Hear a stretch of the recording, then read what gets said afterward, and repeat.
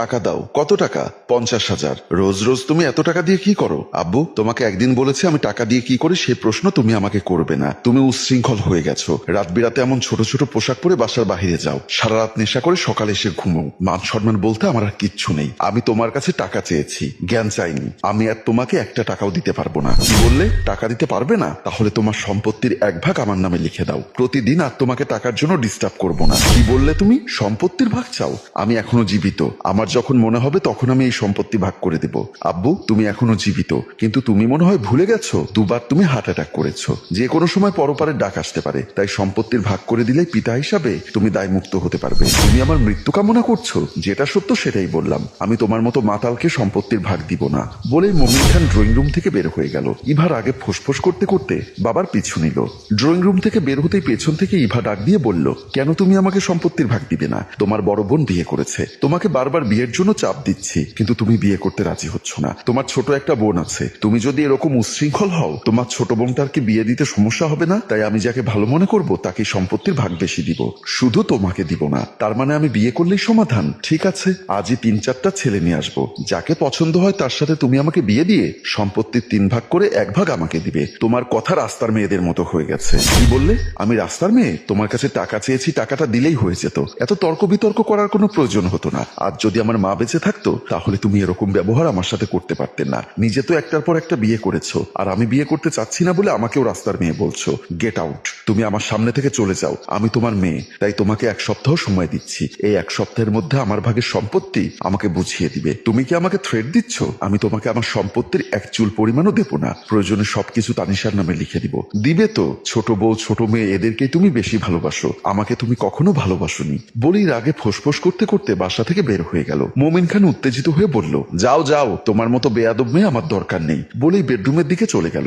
বেডরুমের ভেতরে উত্তেজিত হয়ে ঢুকতেই মোমিন খানের স্ত্রী সুলতানা বলল, এত রাগ দেখিয়ে কি লাভ? ও যখন ওর ভাগের সম্পত্তি চাচ্ছে তখন ওর নামে লিখে দাও। সুলতানা, বোকার মতো কথা বলবে না। আমি যদি আজ ওকে সম্পত্তি লিখে দেই 1 সপ্তাহ লাগবে না এই সম্পত্তি বিক্রি করে শেষ করতে। ও কি করবে সেটা ভেবে তোমার দরকার নেই। ও তোমার মেয়ে, অবশ্যই সম্পত্তির ভাগও চাইতে পারে। তাই তুমি তোমার দায়িত্ব পালন করো। আমি আমার সম্পত্তির ভাগ ওকে দেব না। পাগলামি করো না, হিতে বিপরীত হয়ে যেতে পারে। কারণ ও চালচলন আমার কাছে ভালো মনে হয় না। আমার সাথে কখনো ভালো আচরণ করে না। আমি ভালো কথা বললেও আমার সাথে রাগ দেখায়। আমাকেও শত্রু মনে করে। তাই শত্রুতা সৃষ্টি না করে ওর সম্পত্তি ওকে বুঝিয়ে দাও। মোমিন খান আর কোনো কথা না বলে চুপচাপ বিছানার উপর বসে পড়ল। সুলতানা স্বামীকে বোঝাতে লাগলো। কলিং বেলের শব্দে অপু দরজা খুলে দিতেই ইভা বাসার ভেতরে প্রবেশ করলো। অপু বলল, কি ব্যাপার? এত রাতে তুমি আমাদের বাসায়? তোমাদের বাসায় আসতে কি আমার নিষেধ আছে নাকি? আরে, আমার বাসায় আসতে তোমার নিষেধ হবে কেন? কিন্তু এত রাত করে তো কখনো আসো না, সেজন্য জিজ্ঞাসা করলাম। অপু কোথায়? বেডরুমে আছে। ইভা আর কোনো কথা না বলে বেডরুমের দিকে চলে গেল। অপু মনে মনে বলল, কি ব্যাপার?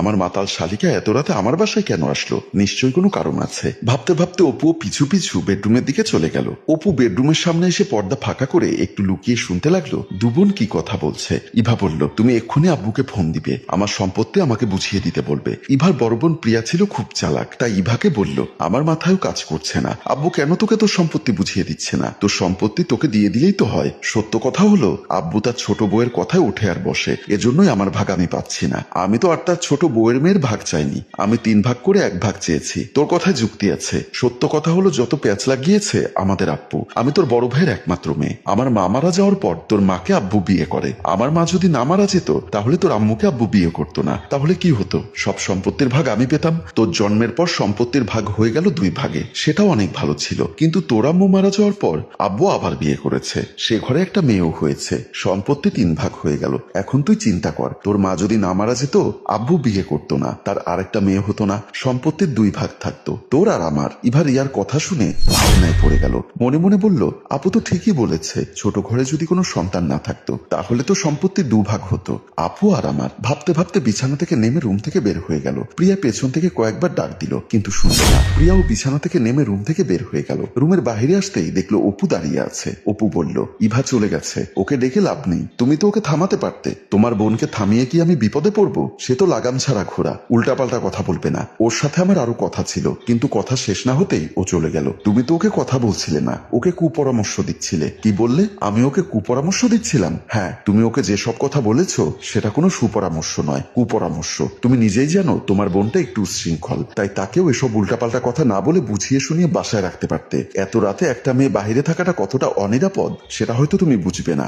বলেই অপু বেডরুমের ভেতরে প্রবেশ করলো। প্রিয়া রহস্যময় একটা হাসি হেসে মনে মনে বলল, আমি তো চাই ও বাহিরে থাকুক, ওর উপর কোনো বিপদ নেমে আসুক। যদিও মরেও যায় তাহলেও কোনো সমস্যা নেই, ও মরে গেলে বাবার সম্পত্তির 2 ভাগ হবে। ভাবছে আর মুচকি মুচকি হাসছে। পরদিন তানিশাকে নিয়ে ইভা একটা রুমের ভেতর প্রবেশ করলো। তানিশা বলল, আপু তুমি আমাকে প্রাইভেট পড়াতে নিয়ে যাওয়ার কথা বলে এখানে নিয়ে আসলে কেন? ইভা দরজাটা বন্ধ করে দিয়ে বলল, তোকে আজ আমি প্রাইভেট পড়াবো, তোকে ভাগ শিখাবো, ভাগ কিভাবে ভাগ করতে হয় সেটা শেখাবো। তানিশা বিছানার উপর তাকাতেই দেখলো এখানে অনেক সিগারেটের প্যাকেট ও বোতল। তানিশা নাক চেপে ধরে বলল, আপু এ রুম থেকে অনেক গন্ধ আসছে, আমি বাসায় যাব। অবশ্যই বাসায় যাবি, তার আগে তোকে আমি ভাগ শিখাবো। বলে ইভা তানিশার পেছনটা বসিয়ে দিল। মুহূর্তের মধ্যেই তানিশা ধরে পড়ে ছটফট করছে। তানিশা বাঁচার জন্য আকুতি জানাচ্ছে, আর ইভা হাসতে হাসতে বলছে, বলেছি না তোকে আজকে ভাগ শেখাবো। তুই যদি এই পৃথিবীতে না থাকিস তাহলে আব্বুর সম্পত্তি 2 ভাগ হবে, আর তুই বেঁচে থাকলে আব্বু আমাকে সম্পত্তির ভাগ এত তাড়াতাড়ি দিবে না। আমি 3 ভাগে আব্বুর সম্পত্তির ভাগ চাই না,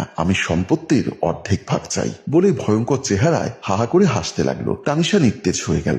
ইভা বুঝতে পারলো তানিশা শেষ। তানিশার দিকে তাকিয়ে রহস্যময় একটা হাসি দিয়ে তানিশার লাশ কাঁধের উপর তুলে নিল।